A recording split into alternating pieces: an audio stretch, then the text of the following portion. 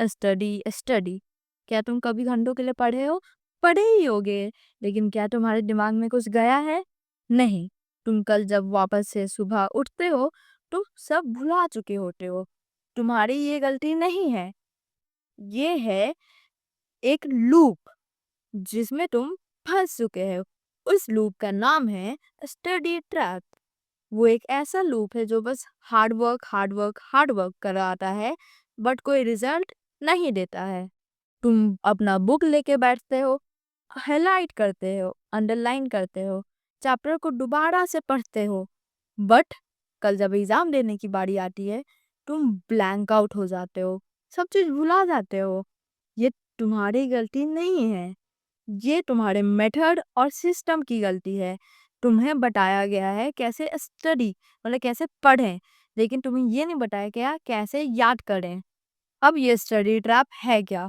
Study trap बहुत simple चीज है जिसमें हम पढ़ने के लिए टाइम तो अपना वेस्ट करते हैं, लेकिन तुम्हें याद कुछ नहीं होता है। लेकिन हम लोग को ये चीज पे ध्यान रखना है कि अगर हम लोग अपना 1 घंटा 2 घंटा 3 घंटा 4 घंटा अगर वेस्ट कर रहे हैं, लेकिन अगर प्रोग्रेस नहीं हो रहा, तो वो हम लोग का टाइम वेस्ट हुआ। कुछ हम लोग प्रोग्रेस ही नहीं कर पाए इसलिए।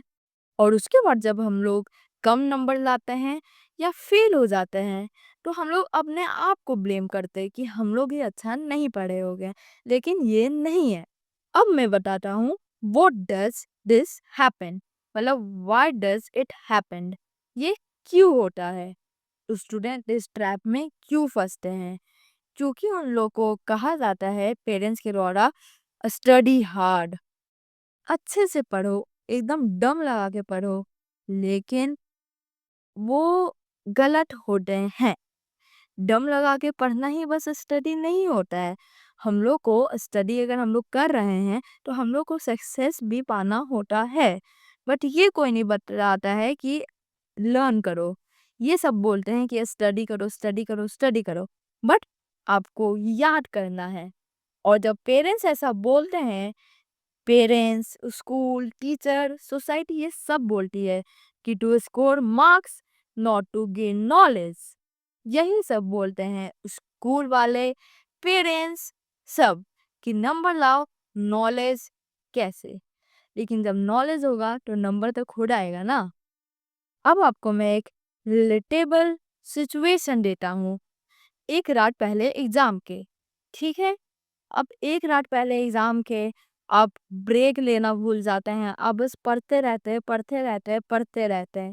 आप गिल्टी हो जाते हैं ब्रेक लेने के लिए कि मैं ब्रेक लूंगा तो क्या होगा, क्या असर पड़ेगा, और पेरेंट्स भी, हमको पनिशमेंट मिलेगा पेरेंट्स से, ये सब। इसलिए आप बस पढ़ते हैं पढ़ते हैं पढ़ते हैं, समझते कुछ नहीं है। वो इंग्लिश में कहते हैं ना, you study more and understand less.